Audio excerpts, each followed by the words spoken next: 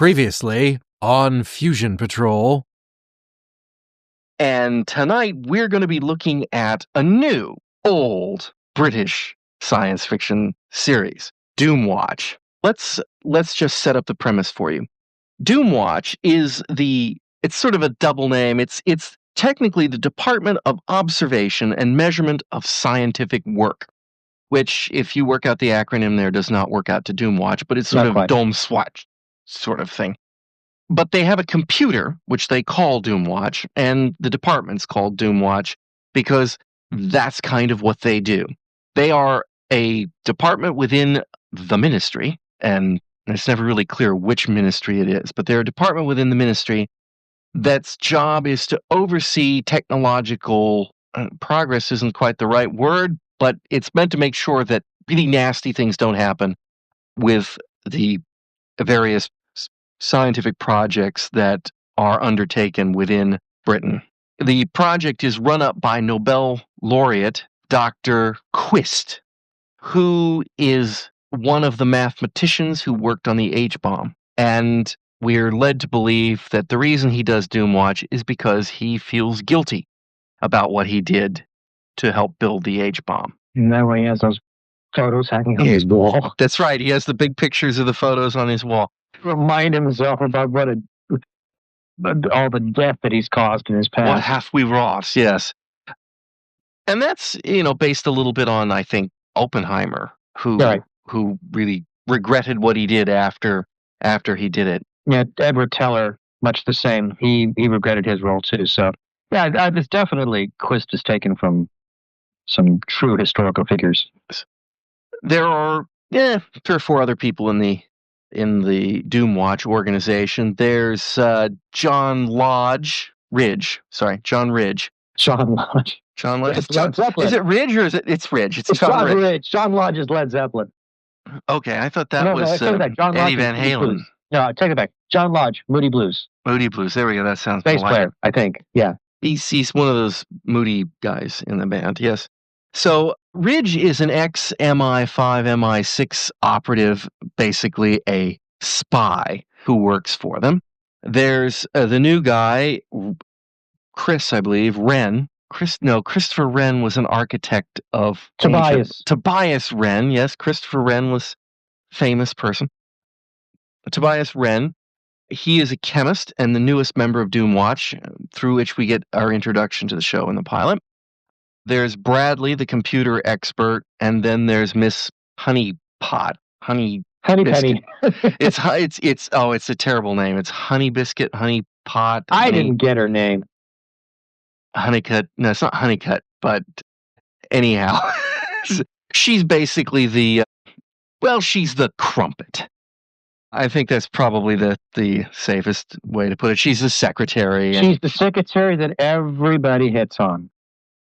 Or at least Ridge does. Yeah, Ridge loves to hit on. Well, Ridge hits on everything, but we can talk about that later.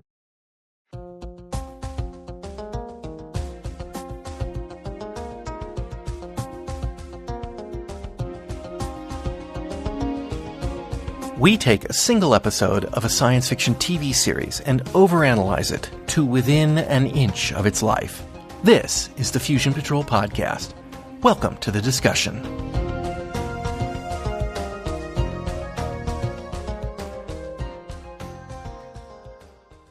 Hello and welcome to another episode of Fusion Patrol. I'm Eugene. And I'm Ben. And tonight we are picking up on a very, very lost thread on Fusion Patrol. We are looking at the 1970s British TV series, Doomwatch. And Ben and I started watching Doomwatch and podcasting in 2011. Was it that long ago? 2011 through 2013, we made it through 5 episodes of Doomwatch. Because that's all we had. Well, we had others, but these were VHS transfers, so they were not the best of quality. Yeah, and they were very far down the generational chain, too. They were terrible. And, of course, Doomwatch is now out on DVD. Most of it. Well, what exists is out on DVD. So Doomwatch, like many shows from Britain in the day, has been erased or lost or gone. And so there are quite a few episodes that are missing. And we're going to do the ones that exist. Aren't missing. That aren't missing. They aren't missing episodes. And if they ever come along and do animated recreations or something, well, that's another story. But so Doomwatch, if you don't know, I'm going to give you the background so you don't have to go back and listen to our old episodes. They are on the site. However, I tried listening to them so that we would be back in the vibe. And, sometimes you shouldn't listen to your own work that's horribly outdated. The audio quality and just the sophisticated patter wasn't there. I mean, it was early days. So we are picking up with the Red Sky. If you want to catch the earlier episodes, they are out there. One question that I'm going to put out here, and this is one we've done a sidecar somewhere along the line on, is what constitutes science fiction, and is Doomwatch science fiction? Oh, when I used to be with Slice of Sci-Fi, that was a big question. Yeah. We decided to stop calling it science fiction. We started just calling it speculative fiction. Right. Which really broadens the whole landscape if you call it that. Yeah. And in this case, Doomwatch is very, it's not about bug-eyed monsters, or it's not about alien invasions. It's entirely about real technological concerns of the age. It's a series by which we demand and we smack Mary Shelley. We demand that she apologize, and we still beat her with a wet carpet and it's, every episode. Kit Pedler and Jerry Davis, the creators of the Cybermen, who were very much into that vibe of, when science goes wrong. And Doomwatch is just an extension of that. And I'm going to just quickly run over the 5 episodes that we did. So there was the Plastic Eaters. That was about a virus that was being created to eliminate plastic waste. Things we hear about even today, they're still working on getting out and causing havoc because, that stuff happens. We had one on Tomorrow the Rat, which was somebody trying to genetically modify rats to kill other rats. And it turned out they started going after people and gaining intelligence. There's your Frankenstein monster. Uh-huh.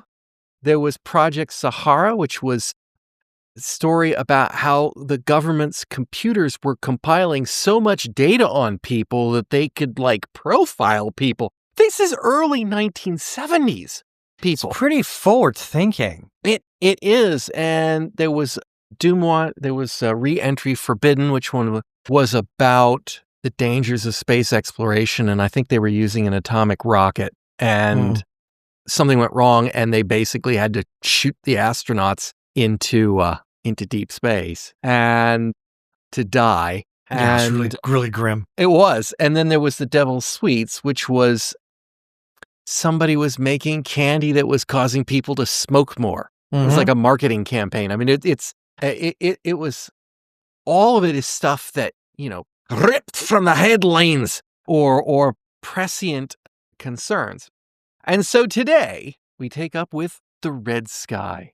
Environmentalist Bernard Cully and his daughter Dana pull up to the lighthouse of Tommy Gort, just in time to see him mindlessly walk to the cliff and fall over. Meanwhile, at Doomwatch HQ, Quist is in a foul mood. The government wants to shut him down, and he's working too much, taking on too much responsibility, and it's driving his staff to fits. After a showdown, Quist agrees to take a few days off. He goes to Kent to visit Bernard Cully, who is an old friend of his and who has also happened to call Quist and asked for his help with sound problems coming from a nearby research facility. Bernard's investigation revealed that Gort was seeing the fires of hell. Soon, Bernard sees them too when he's subjected to a strange sound and visions. At first, Quist dismisses the problem, but later, when it happens again, and Bernard has a fatal cerebral hemorrhage, he takes it very seriously, calling Wren and Lodge up from London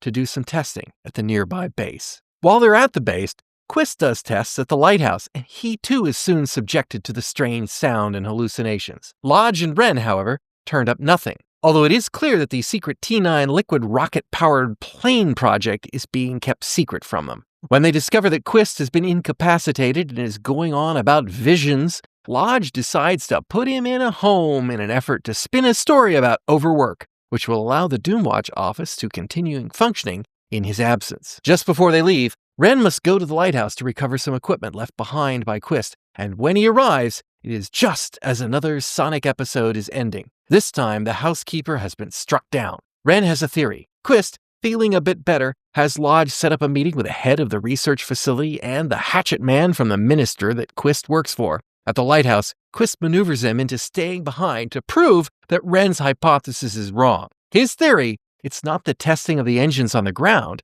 it is a daily overpass of a test plane traveling at Mach speeds combined with the unique shape and position of the lighthouse that is causing a standing wave of sound, strong enough to break glass, induce the eye to produce visions, and cause brain damage. Ren was right, and the day is saved. But not really, because all this military stuff is too important to stop, so he'll just tear down the lighthouse and then continue with the work. The end. Or is it? Okay, Doomwatch. We should probably even slightly recap the characters. Quist, a brilliant scientist, worked on the H-bomb, feels real guilty. He is Mary Shelley. He understands what he's done. He's destroyer of worlds. Whatever. Yeah, Oppenheimer. The self-flagellation is apparent. Yes, and so that's why he has thrown himself into the work, Doomwatch, and the ministry doesn't like him because he's always messing up their projects. He's anti-progress as far as they're concerned. Right. And that's how they see it, I'm sure. And I kind of see it that way too. I do too.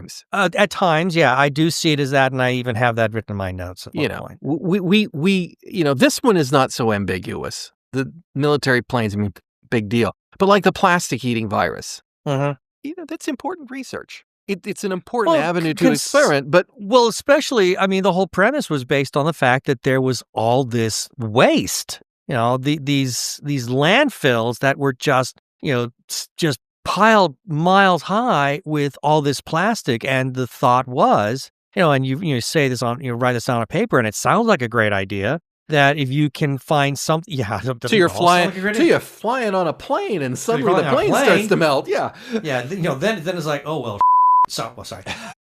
But up to still the idea of considering that the majority of waste that we've got is some sort of plastic byproduct. If we come up with some kind of a virus that will literally eat it all and dissolve it into this harmless base matter that there you go. That's a benefit for the earth, and who knows what kind of far-reaching ramifications that would have. So yeah, I could see why that is viewed as progress. But he is, in that case, he is. I don't think he poo-pooed that idea, but at the same time, it is. We aren't adequately protecting against this, and as proven in that episode. In this episode, it is about sound pollution. Is really the gist of the story. We've got, initially this Bernard Coley character is kind of portrayed as a crank. He's an environmentalist. He objects to the loud noises that are coming from the test facility. And we repeatedly see during the course of the episode that it is very loud, right? It is a very loud. You had this nice piece of property that you were living on, and suddenly the military comes on and sells a chunk of their base to a private research firm that has government contracts, and they're testing jet engines over there.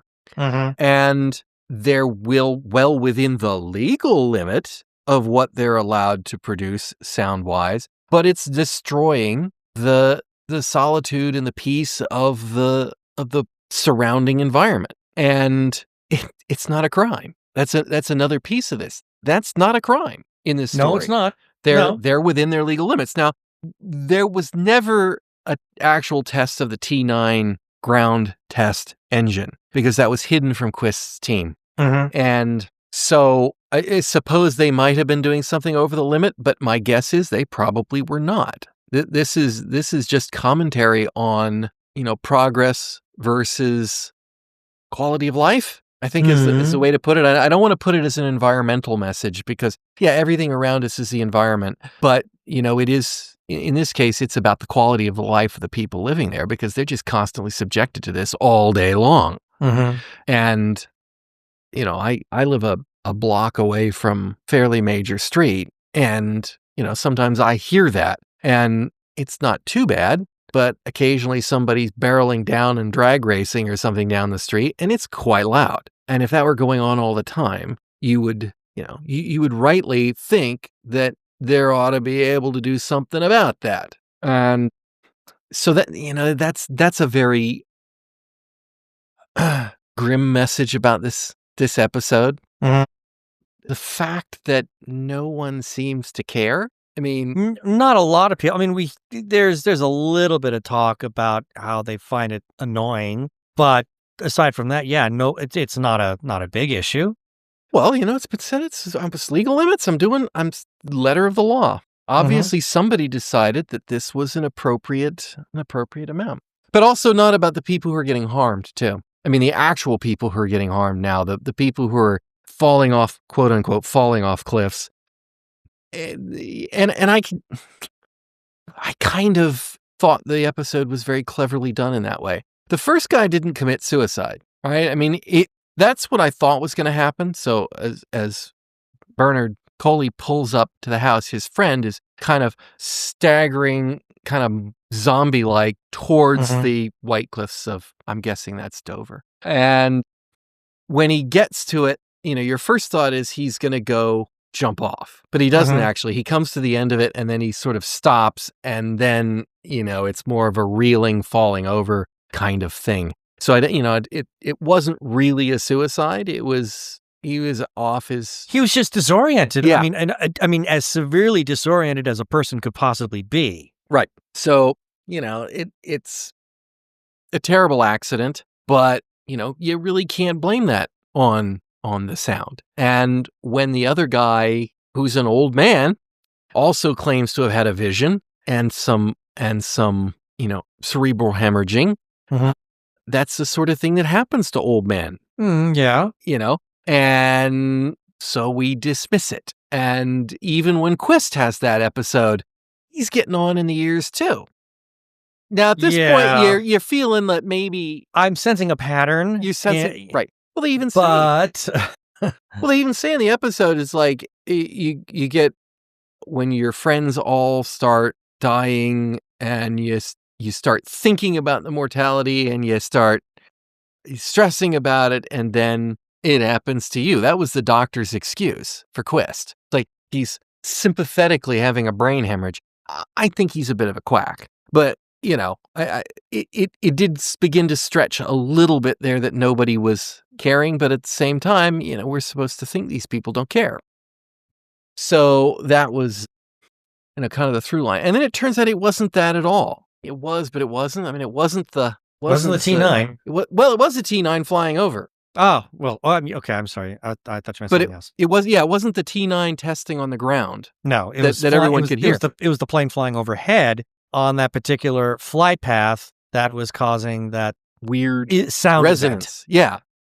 And flying overhead, you could hear the plane. I mean, you can hear planes flying overhead, but, it's nothing like the noise that they were getting from the engines down the hill. I mean, that was like a constant. This was just like the sound of a slightly off-pitch plane flying overhead. And it's just that freak combination of the speed, the distance, and the shape of the lighthouse, the flight path, and that would set up this standing wave in the cone of the tower that was able to vibrate the brains of these people, the eyes and the brains, and cause the damage. And, what we're left with at the end of this story is, well, good thing we solved that problem. Let's tear the lighthouse down, obviously. And therefore, it's not a problem anymore. Not a problem, but, when these planes go into production, they're going to be flying over who knows what. How many people are they just going to kill on the ground as they fly by? Well, I think the implication is that Gort's cottage, where this was all happening, was just a one-off. Well, certainly that's what they're treating it.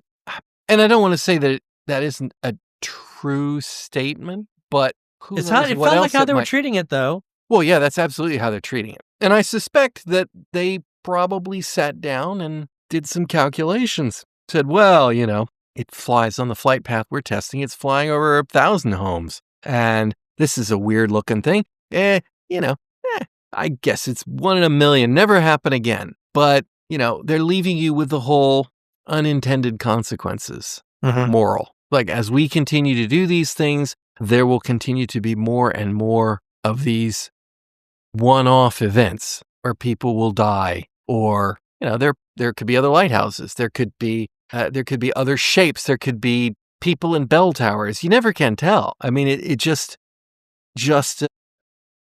showing the and I'm not sure they're wrong. To continue the project. Yeah, I was wondering about that as when this episode came to an end. I mean, I did not find myself squarely on one side or the other of the issue. I was able to see both sides of it. And maybe that was the whole point, to create conversation. I wonder. I mean, I've never seen anything out of the Doomwatch so far that made me think that they were trying to do anything other than moralize on one side of the argument. And, it's not necessarily the same writer here, but as some of the past episodes, but you just kind of think about it and say, well, do we stop every time when you get something like that? Do we, that's it. Sorry, T9 jet engine, can't have it. Sorry, killed somebody on the ground once. If we did that, there'd be no advancement of any sort. If we had that idea, that mindset back, we never would have gone to the moon. The Industrial Revolution, we'd have nothing. We'd have nothing. Got to remember the poor astronauts who died when they were testing Apollo 1. Mm-hmm. So yeah, we wouldn't have done technological advancement would have just stopped. Like, car hit somebody. Yeah, that was a bad idea. We can't have that. And perhaps in some way it is a bad idea. I mean, the car is a great example of a modern economic boon and a technological marvel, and a hurtling death machine that is both killing people all the time and slowly destroying the planet. So I mean, it is there is two sides to the story, but if you stopped it at the first sign like they are here, then we would not be anywhere. And is that overreacting, or is there a price that we have to pay to keep moving on? I don't know. I don't know what the answer to that is. This is definitely a Quist story. But we do have the other characters in lesser degrees. John Lodge and Toby Wren are the two next major. John Lodge? The Bondian guy. You just went very Moody Blues on me. Is that? It's John Ridge. Ridge, sorry. That's why. Well, okay, John Ridge. Yeah, John Lodge is the bass player for the Moody Blues. Lodge, Ridge. See, it's been a long time since I watched this. It's been at least a day or two. Okay. Ridge. I was kind of disappointed in him. Yeah, I was beyond disappointed. I was pissed off at the guy. Well, I think I was disappointed because they did not play him up for the complete and absolute sexist pig that he has been in previous episodes. Wow. No. Here he's just a jerk. Yeah. He's really coming down on Quist on everything. When they finally get to this part of England, this countryside, who's the biggest naysayer in all of this? There is, it's Ridge. He's just being awful about it the entire time. He's being like the Mr. Skeptic, beyond Mr. Skeptic, and it's like, oh, we really need to get, we need to get Quist into a nursing home, et cetera, et cetera, et cetera. And then finally, when they get the manager of the test bay of the test program and the minister to finally show up, and they start talking about Quist's his concerns. What does Ridge do? Well, he's usually right. Mm-hmm. And I thought, you piece of work, how dare you almost? The funny thing is about Ridge, I think he is fiercely loyal to Quist in some ways. He clearly sees the value of the work of Doomwatch. When at the beginning, he is being a real jerk to Quist, And he's got reason to. I don't know that that's the way to go about it, but Quist is clearly a bit round the bend. He's being very testy. Very testy, very stressed. And, we don't see it, but it's implied or it's dialogued that, he is working ridiculous hours. He's taking everything on himself to get it done when he has a team there. He's obsessing about getting Doomwatch because he's worried that the ministry is going to take Doomwatch away. But if he blows a gasket, which is what I think Ridge is really concerned about, I think that's his concern, is that Quist will blow a gasket. Mm-hmm. And if he blows a gasket, they will destroy Doomwatch. And he is both at his degree concerned about Quist and he's concerned about Doomwatch. And I don't think it's just because, hey, that's my job. I think he is committed to the idea of Doomwatch. It's just he is quite the abrasive personality. Even in the earlier episodes when he's being a sexist pig, he's an abrasive sexist pig. Yeah. He's not just a sexist pig. Even when he is wooing the ladies, he woos them with the most abrasive manner I've ever seen. Mm-hmm. Sean Connery Bond was a jerk. This guy takes it up a level. Mm-hmm. And we didn't get to see that part of his character in this particular episode. Not this one. We didn't. No. But now, my question is, later, when Quist has his little episode and Ridge has him put in a home, basically, arranges to put him in a home. Mm-hmm. One, there is, it seems like a jerk move. And it does? Yeah. But Quist has had some sort of an episode. He's got some sort of a cerebral event. Mm-hmm.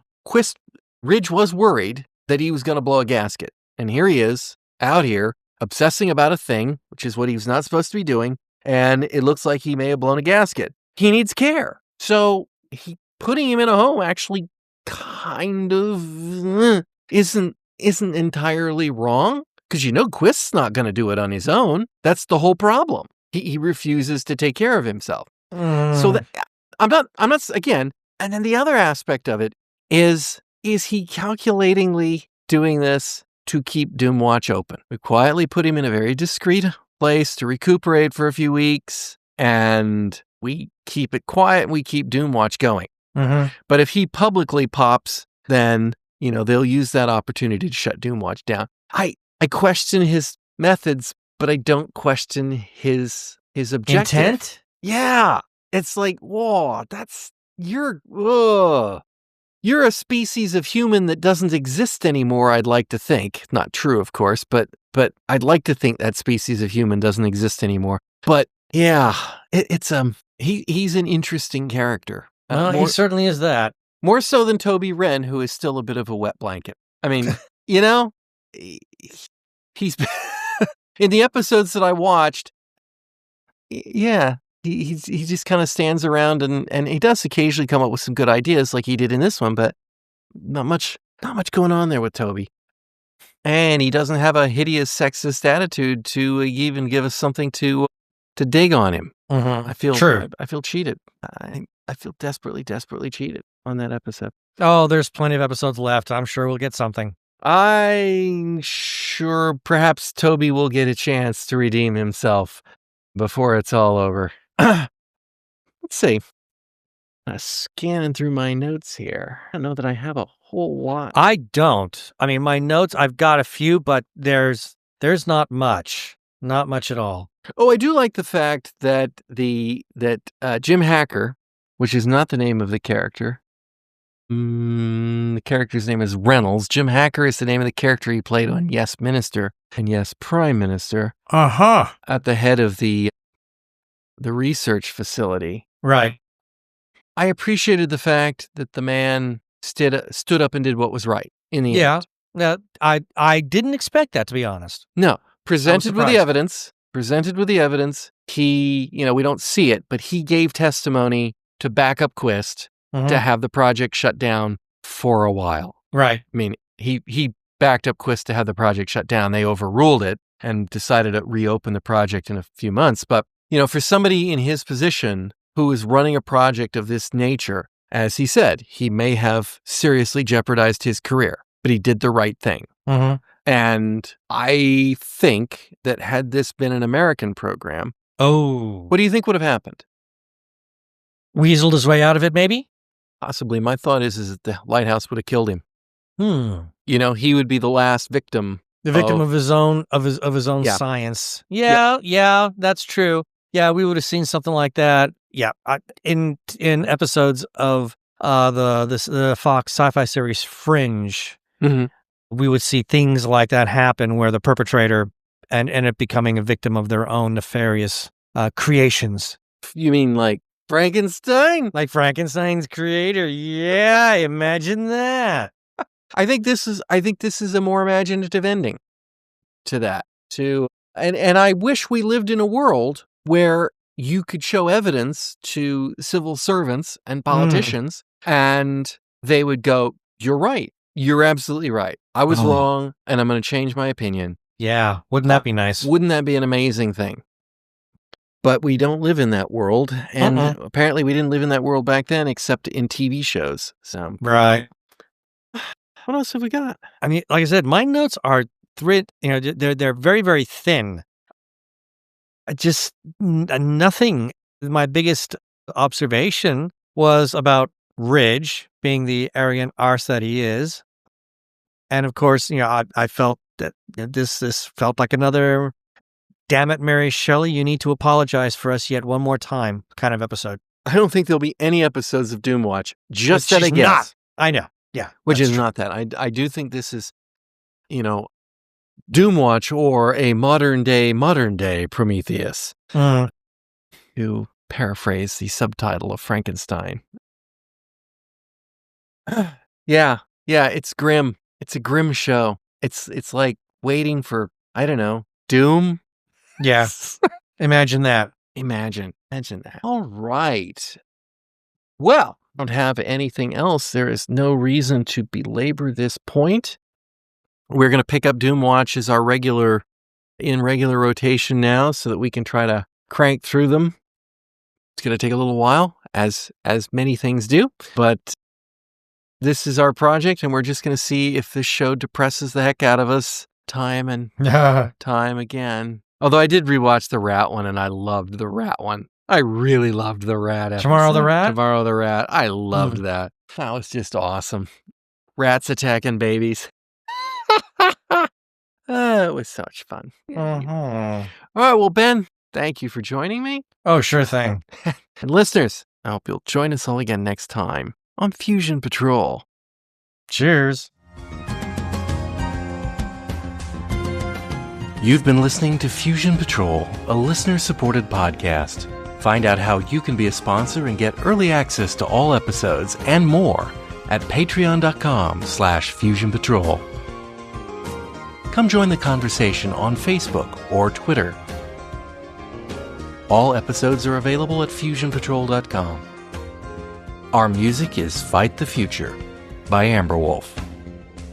This has been a Lone Locust production.